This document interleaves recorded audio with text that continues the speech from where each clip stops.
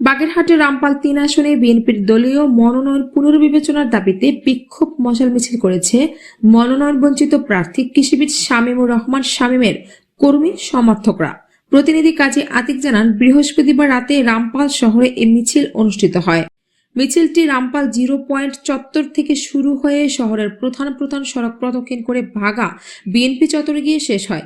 এ সময় নেতাকর্মীদের হাতে জ্বলন্ত মশাল ছিল এবং তারা বিভিন্ন স্লোগানের মাধ্যমে মনোনয়ন পুনর্বিবেচনার দাবি জানান।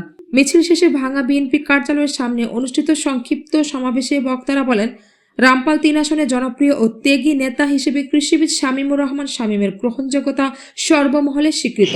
তৃণমূল নেতাকর্মীদের প্রত্যাশা উপেক্ষা করে তাকে মনোনয়ন থেকে বঞ্চিত করা হলে তা দলের জন্য ক্ষতিকর হবে বলে তারা মন্তব্য করেন। বক্তারা আরও বলেন, দলীয় মনোনয়ন পুনর্বিবেচনা করে দ্রুত সময়ের মধ্যে কৃষিবিদ শামীমুর রহমান শামীমকে বিএনপির প্রার্থী ঘোষণা করতে হবে, অন্যথায় দাবি আদায়ে রাজপথে কঠোর আন্দোলন সংগ্রাম গড়ে তোলার হুঁশিয়ারি দেন তারা।